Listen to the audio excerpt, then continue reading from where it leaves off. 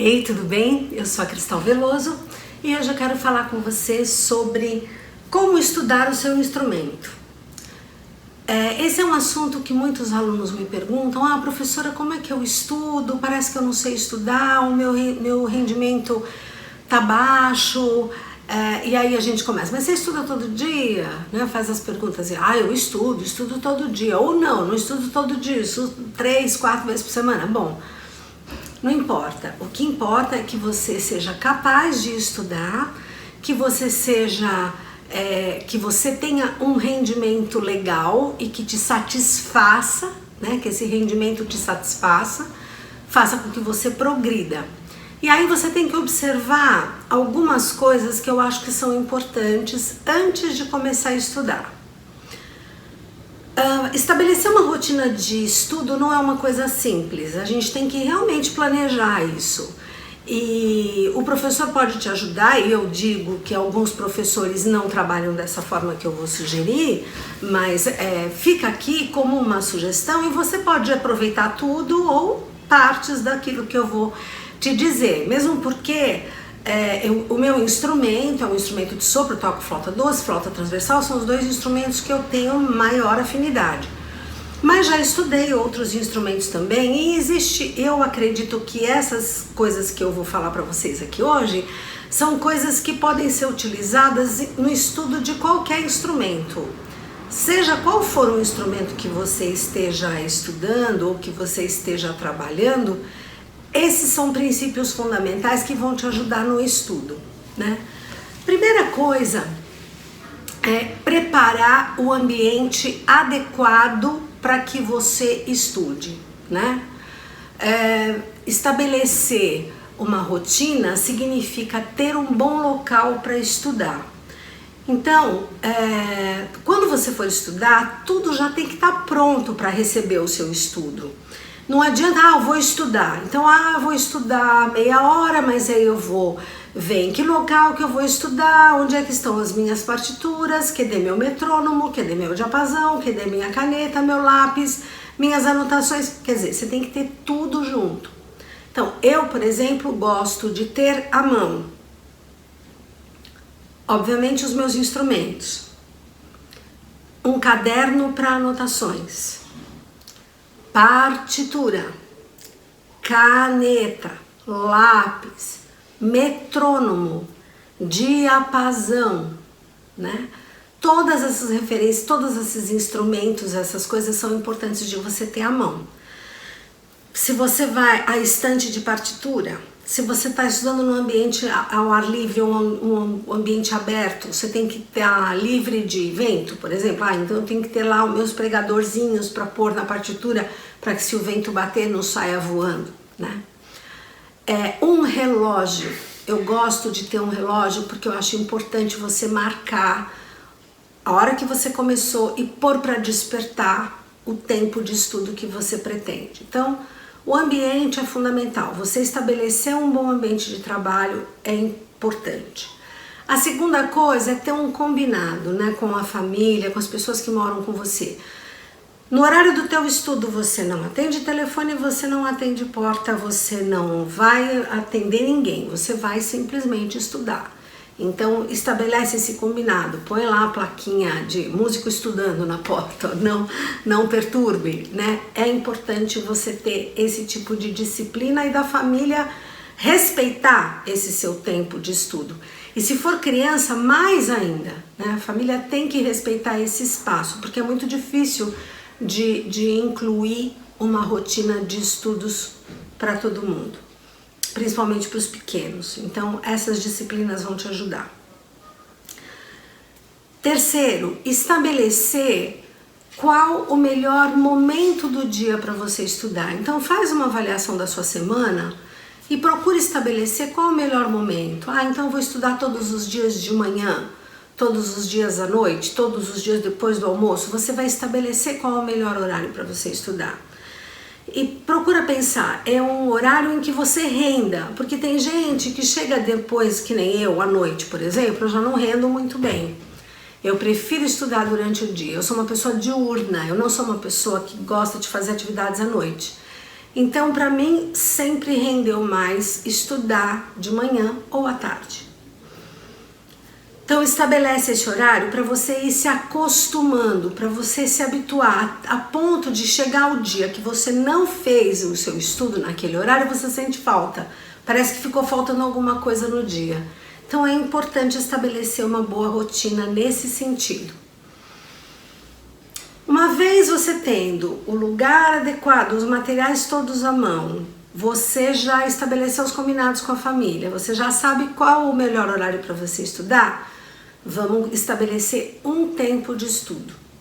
Não adianta, às vezes o aluno é iniciante, quer estudar 1 hora. Não adianta você querer estudar tempo demais, você tem que estudar um tempo em que a sua concentração realmente funcione,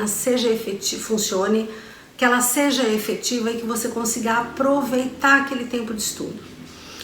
E às vezes, quando a gente é muito inexperiente e estuda tempo demais, a gente às vezes comete mais erros quando a gente é muito inexperiente.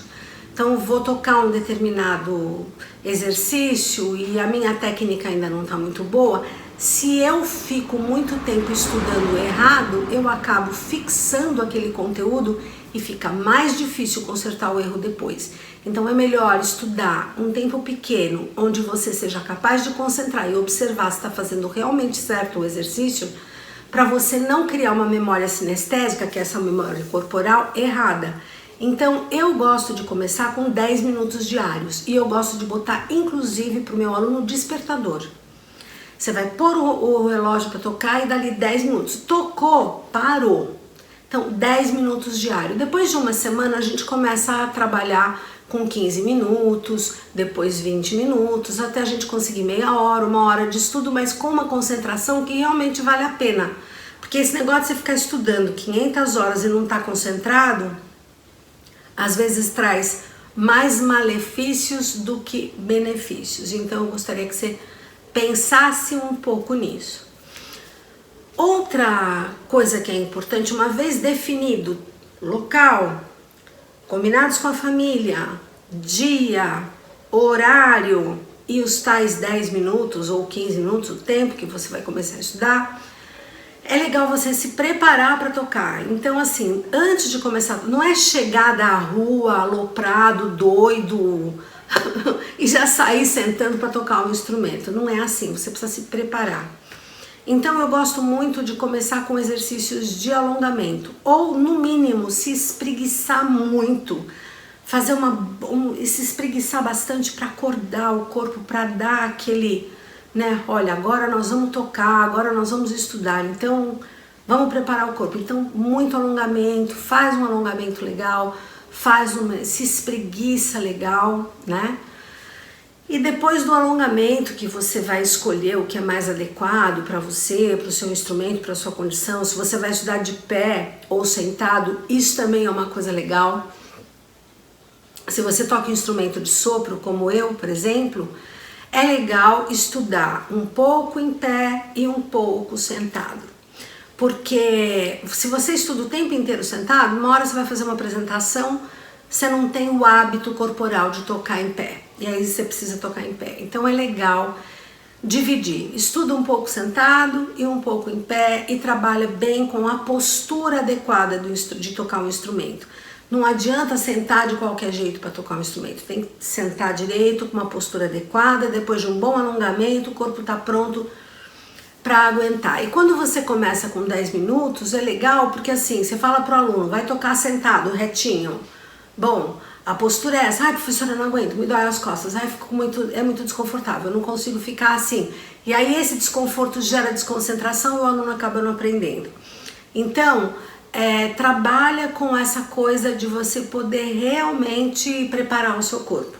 Alonga, trabalha sentado, depois trabalha em pé. Quando trabalhar em pé, pensa no eixo, no equilíbrio, na gravidade, nessa coisa de você estar com os teus apoios bem estruturados, de você ficar se sentindo equilibrado. Isso é legal, é importante você fazer. Independente de você tocar instrumento de sopro ou não, depois dessa coisa do alongamento, da parte corporal, eu acho que é muito legal fazer exercício de respiração. Se você for cantor também, isso é fundamental. Então, trabalhar com exercício de respiração, eu gosto dos exercícios de respiração até para aulas coletivas, porque você meio que equaliza, né? Quando a gente pensa na respiração, quando a gente sente o corpo com o diafragma funcionando, tudo funcionando direitinho, o que que acontece? O corpo a concentração acaba ficando maior. Então, respirar, centrar-se, né? Trazer o ar, pensar no diafragma, respirar, fazer umas 3, 4 respirações bem profundas, respirando pelo nariz, soltando o ar pela boca, relaxando, trazer, é importante para você trabalhar com a concentração. Outra coisa que você tem que prestar atenção depois dos exercícios de alongamento e respiração é relaxamento. Procura ver se você está relaxado para tocar. E relaxamento não é abandono. Já falei nisso com vocês disso a esse respeito com vocês em outros vídeos. Nossa, buguei, né? Então, em outros vídeos eu já falei da importância do relaxamento. Quanto mais relaxado você tiver, melhor. Mas relaxamento não é ausência, não é abandono, é presença. É saber como é que tá a minha mão, como é que tá o meu braço, como é que tá meu polegar, minha postura, meu corpo. Isso é super importante para você trabalhar relaxamento. Então, como vocês estão vendo, são muitas as demandas, né? Uma coisa que eu gosto de fazer sempre é exercício de sonoridade, ou seja, de escuta, ouvir o seu som. Então vamos fazer escala, se for dependendo do exercício que você estiver tocando ou da música que você estiver tocando. Se a música está em Fá maior, faz escala de Fá maior. Se a música está em Ré menor, faz escala em Ré menor. Você entendeu? Pensa na tonalidade, faz a escala pensando em som por som e muito assim, ouvindo cada som. Ah, mas eu toco piano, não importa, ouça cada som, pense na sonoridade, pensa no teu apoio, no teu braço, no teu peso. Se você é violinista, pensa nessa sonoridade, pensa como é que tá o teu braço, pensa como é que tá o seu som. Se você é flautista, ouve o seu som, sente a respiração, trabalha com essa escuta. Não tem sentido você tocar sem se escutar. E isso é um dos grandes problemas dos alunos. Eles têm que prestar atenção em tantas coisas: leitura, relaxamento, respiração, posição de dedo, sonoridade. É tanta coisa ao mesmo tempo que às vezes ele acaba não se escutando. Então faz nos exercícios de aquecimento, que seriam exercícios de nota longa ou exercícios de escalas e arpejos, procure se ouvir. Ouça-se, tenha essa prioridade, vou me escutar, porque quando você tem um professor, nada mais você está fazendo do que alugar o ouvido dele, né? Ele tá ouvindo você tocar, porque às vezes você não consegue se ouvir diante de tantas demandas que você tem que atender enquanto você está estudando o seu instrumento, né? Enquanto você está tocando. Então, tenha um momento do seu estudo para se escutar, é importante que você se escute. Certo? Depois que você fez os exercícios de sonoridade, que você se escutou, vamos lá escolher uma peça que você está tocando ou um exercício. Primeira coisa é certifique-se de que você entendeu. Bom, é uma peça que você provavelmente foi seu professor te deu, então ele está num nível que você é capaz de executar. Se não, se é uma peça que você está querendo fazer e ainda não consultou seu professor, então qual é a primeira coisa que você vai fazer, né? Primeira coisa é entender o que aquela peça ou aquele exercício ou aquela música tem para dizer. Então, se você está fazendo uma peça de um compositor específico, leia sobre ele, pesquise sobre esse compositor, pesquise sobre o momento histórico em que ele vivia, como é que era a música daquela época, onde ele está encaixado. Então, para você ter uma contextualização, para você saber o que você está fazendo. Então, é importante que você saiba quem é aquele compositor. E se for de método, por exemplo, um exercício de um método, Ué, quem é o cara que escreveu esse método? Onde ele viveu? Quando ele escreveu? É importante saber, se contextualizar. Bom, depois que você estabeleceu essa conexão, né, com o todo, vamos então para a partitura. Você vai estabelecer a sua leitura. Então vamos fazer uma leitura lenta, tranquila, e vamos já marcar as respirações. Ah, mas eu sou pianista. Não importa que você seja pianista, que você não toque instrumento de sopro. Marque as respirações. O que é marcar a respiração? É entender as frases, né? Saber onde é que estão as frases, onde estão as semifrases, onde estão os motivos, as coisas importantes que você tem que prestar atenção. Olha para isso. Bom, se você está fazendo exercícios muito simples ou uma parte técnica que não tem nada disso que eu tô te falando, o meu exercício tem 8 compassos, tem 2 frasezinhas de 4 compassos. Não importa, é importante que você saiba aonde respirar, aonde separar uma ideia da outra. A partir do momento que você fez isso, vai fazer uma leitura, você vai pegar um lápis, depois que você tocar e depois que você marcar essas respirações, você vai começar a entender onde você tem problema. Ah, eu tô com dúvida no ritmo. Da onde?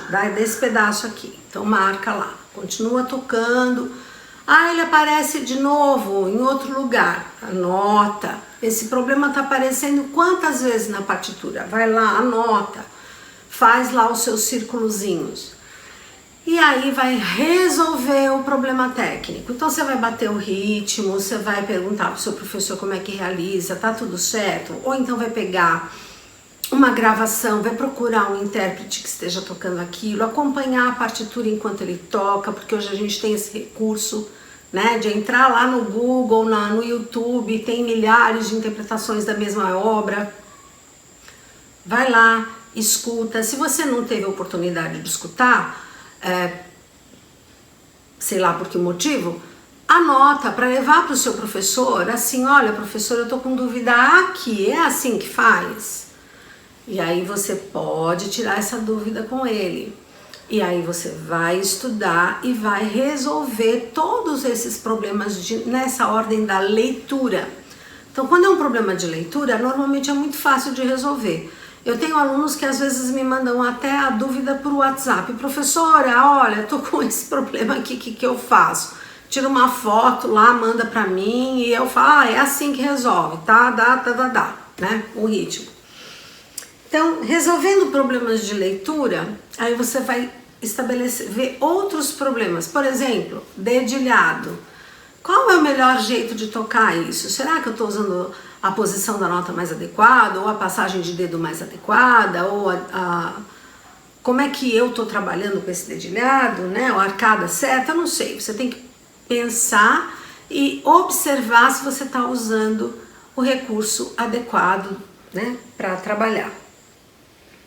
Aí você vai estabelecer qual é o problema que eu tenho. Bom, eu resolvi o problema da leitura, já resolvi o problema do dedilhado. O que eu tenho que fazer? Trabalhar com uma agilidade específica. Então eu gosto muito, principalmente quando eu pego sonata barroca, que tem sempre aquelas repetições, né? Aqueles trechos que repete, aparece lá na frente de novo. Pega isso e trabalha separadamente. Tira de dentro da partitura aquele trecho que você está com dificuldade e estuda separadamente. Eu, por exemplo, na flauta eu estudo falando o nome de nota e digitando, né, no ritmo certo. Às vezes eu canto, né, digito e canto aquele trecho devagarinho para trazer para o cérebro de verdade, sabe, para a memória sinestésica, a compreensão daquele trecho. E no metrônomo eu marco, bom, quanto que eu tô marcando? Bom, minha semínima aqui tá 60, eu tenho que chegar a 120, então eu vou estudar esse trecho separadamente. E estudar com ritmos diferentes também, né?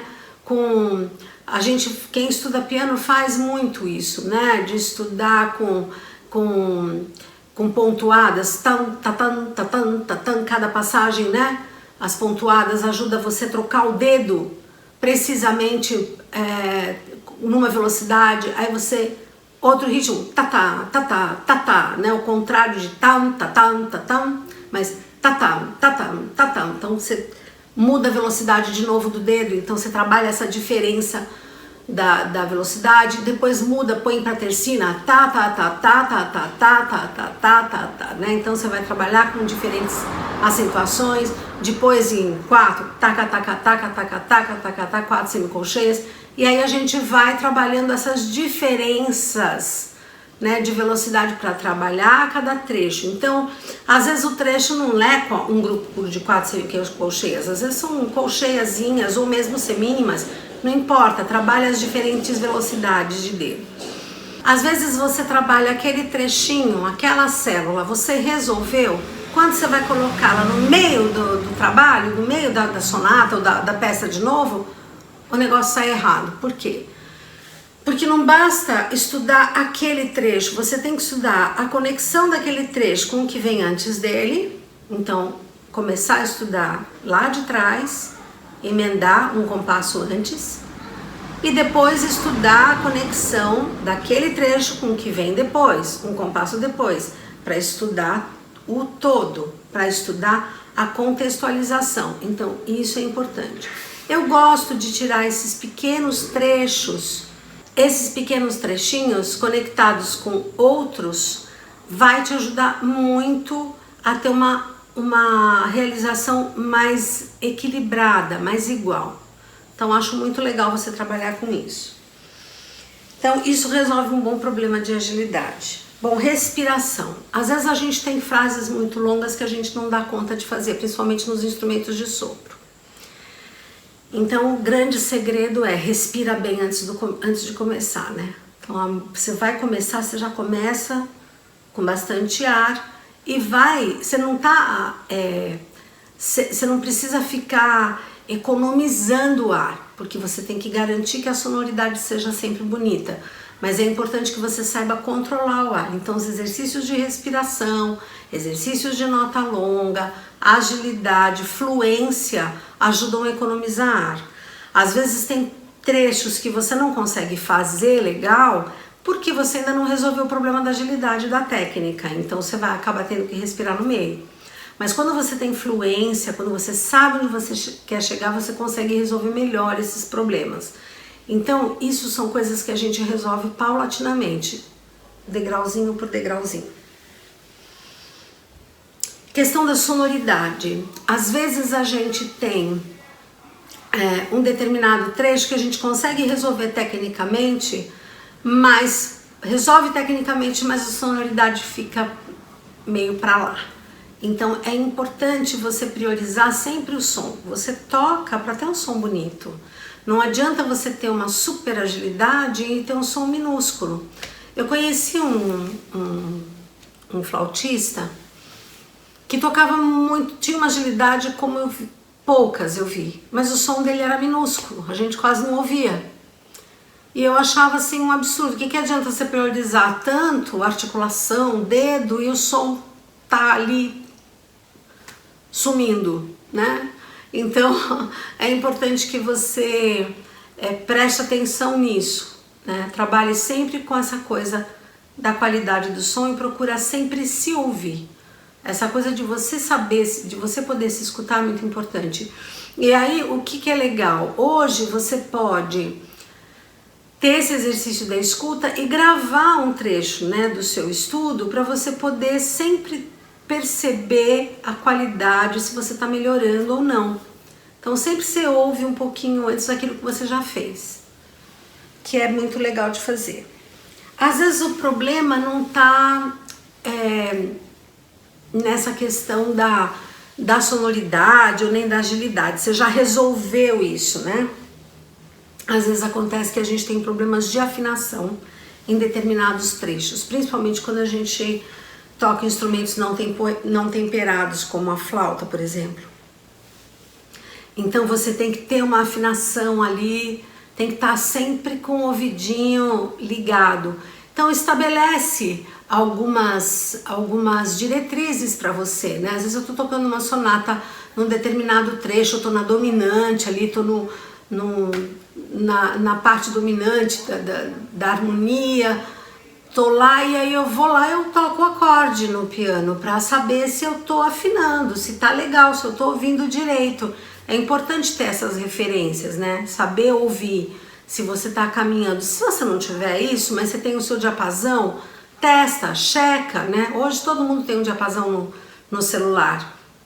Checa a afinação, vê se tá legal, se você começou certo, se você chegou no final da frase, naquela nota afinada. Se tá tudo certinho, é importante checar a afinação sempre, né? Isso são coisas que valem a pena.